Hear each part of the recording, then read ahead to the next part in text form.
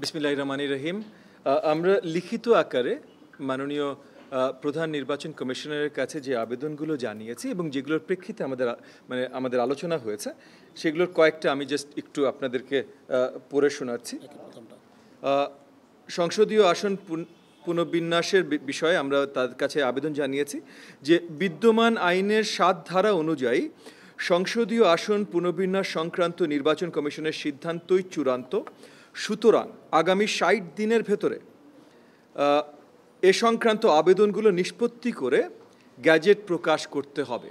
মানে তারা গ্যাজেট প্রকাশ করে যেন আগামী ৬০ দিনের ভেতরে, মানে 60 ডেজ, 2 মাসের ভেতরে পুরো প্রসেসটা ওনারা কমপ্লিট করতে সক্ষম হন, যার পর আর এটা নিয়ে আর কোনো কমপ্লেন করা যাবে না।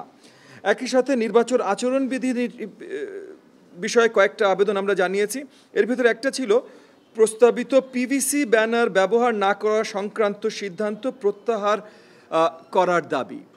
এটা এগেন, এবং নির্বাচনী ব্যয়সীমা 40 লাখ টাকায় উন্নীত করতে হবে।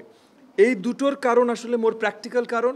একটা হলো আমরা পোস্টার বন্ধ করে দিয়েছি, আমরা ব্যানার সব কিছুতে যদি পিভিসি বন্ধ করে দিই তাহলে কোন আকারে আমরা আসলে প্রচারণা করব সেটার যতখানি প্রবলেমস প্রত্যেকটা নির্বাচন প্রত্যেকটা নমিনি যে ফেস করবেন সেগুলোর প্রতিকার কিভাবে হবে সেগুলো নিয়ে মাননীয় প্রধান নির্বাচন কমিশনের সাথে আমাদের আলোচনা হয়েছে এবং সেই জায়গায় বৃহত্তর অন্তর্বর্তীকালীন সরকারের সাথে আলোচনা করার জন্য কিছু সাজেশনসও মাননীয় সিইসি আমাদেরকে জানিয়েছেন।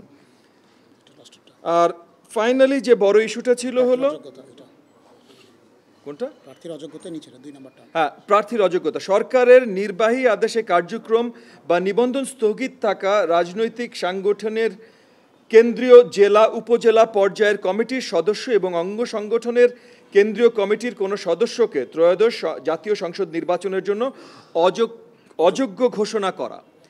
এইটা আমরা মাননীয় প্রধান নির্বাচন কমিশনারের নজরে আনতে চেষ্টা করেছি যে যেহেতু কয়েকটা রাজনৈতিক সংগঠনকে নিষিদ্ধ ঘোষণা করা হয়েছে, তাহলে সেই রাজনৈতিক সংগঠনের কার্যকরী নেতৃত্বে যারা ছিলেন, মানে অফিসিয়াল কার্যকরী নেতৃত্বে যারা ছিলেন, তারা যেন ওই সংগঠনের নাম লুকিয়ে নির্বাচনের পদ্ধতিতে সহজে আসতে না পারেন সেটার একটা ব্যবস্থা করা।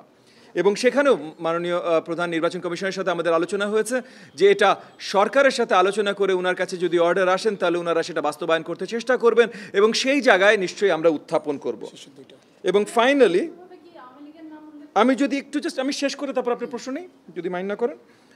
নির্বাচন পরিবেশ সৃষ্টি সম্বন্ধে আমরা বলেছি ফেব্রুয়ারি 2006-এর প্রথমার্ধে ফেব্রুয়ারি 2026-এর প্রথমার্ধে ত্রয়োদশ জাতীয় সংসদ নির্বাচনের সম্ভাব্য তারিখ ধরে নির্বাচনের অনুকূল পরিবেশ তৈরির লক্ষ্যে নিবন্ধিত সব রাজনৈতিক সংগঠনের সাথে সংলাপ আয়োজন করা এবং দ্বিতীয়, অন্তর্বর্তীকালীন সরকারের সাথে নির্বাচন কমিশনের জাতীয় নির্বাচনের তফসিল এবং তারিখ ঘোষণা সংক্রান্ত আলোচনা হয়ে থাকলে তা দ্রুত জাতিকে জানানো। এই জায়গাটায় মাননীয় প্রধান নির্বাচন কমিশনার আমাদেরকে পরিষ্কারভাবে জানিয়েছেন যে সরকারের কাছ থেকে এমন কোনো পরিষ্কার নোটিফিকেশন, ইনস্ট্রাকশন বা ডিরেকশন ওনাদেরকে দেয়া হয়নি।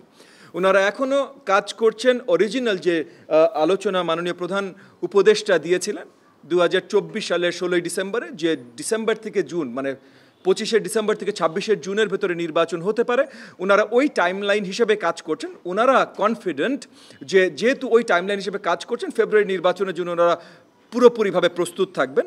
বাট তবুও আমরা একটা দাবি জানিয়েছি যে বৃহত্তর বাংলাদেশের জনগণের জন্য, রাজনৈতিক দলগুলোর জন্য, বিশেষ করে এখন যে অস্থিতিশীলতার একটা অবস্থা তৈরি হচ্ছে, কয়েকটা দল কয়েকটা অযৌক্তিক ডিম্যান্ড নিয়ে যে রাজপথে নামতে চেষ্টা করছেন, সেই জায়গাগুলোতে আরও আমরা হয়তো পরিষ্কার একটা ইমেজ পেতে পারি, ক্ল্যারিটি পেতে পারি এবং আরও স্টেবিলিটি আসতে পারে যদি সরকারের পক্ষ থেকে এই ইনস্ট্রাকশনসটাও পরিষ্কার হয়। কারণ তারিখ নিশ্চয়ই নির্বাচন কমিশনই তফসিল ঘোষণা করে ডিক্লেয়ার করবেন, কিন্তু কোন সময়টায় নির্বাচন দেখতে চান অন্তর্বর্তীকালীন সরকার সেটা যদি নির্বাচন কমিশনকে আরেকটু পরিষ্কার করে জানান, পাবলিক স্টেটমেন্টেই জানান, তাহলে সেখানে অনেক জায়গায় অনেক ধোঁয়াশা পরিষ্কার হতে পারে।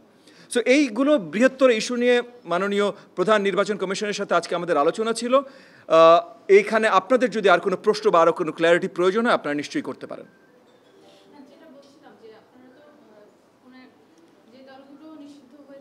জি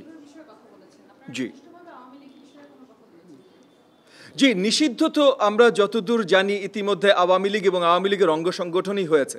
সো সেই হিসাবে আমরা নিষিদ্ধ অর্গানাইজেশন যখন বলছি বা রাজনৈতিক সংগঠন যখন বলছি, আমরা আওয়ামী লীগ নিয়েই কথা বলছি, যে তাদের কার্যকরী পদধারী বড় অফিসার যারা ছিলেন তারা যেন ওই নাম লুকিয়ে নির্বাচন প্রসেসে না আসতে পারেন, এইটার ব্যবস্থা করা। এইটা আমরা একটা ডিমান্ড মাননীয় প্রধান নির্বাচন কমিশনের কাছে জানিয়েছি।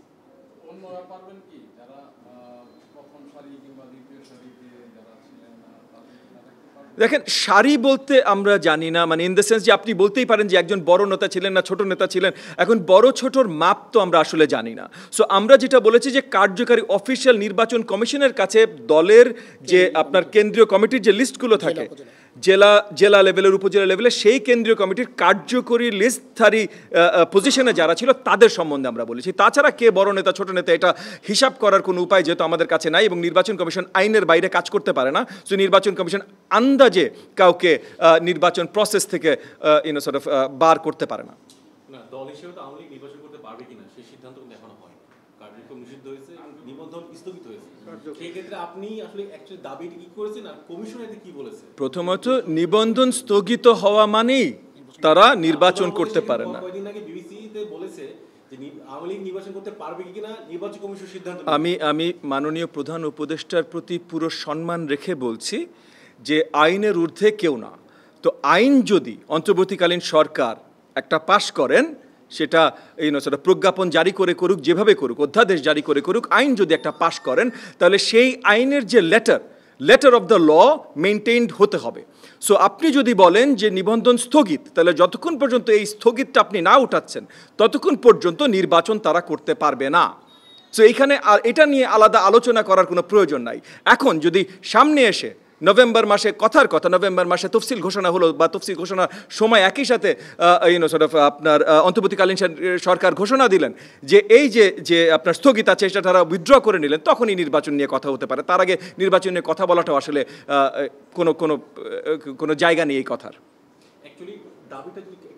দাবিটা পরিষ্কার করেছি যে যারা বড় অফিস হোল্ডিং মেম্বাররা ছিলেন, মানে বড় নেতা, অফিস হোল্ডিং লিখিত আকারে অফিসিয়াল যে বড় নেতারা ছিলেন, তারা যেন দলের নাম লুকিয়ে আলাদাভাবে নির্বাচন প্রসেসে না আসতে না পারেন, স্বতন্ত্র হিসেবে বা অন্য কোনো দলের অংশ হয়ে না আসতে পারেন। জি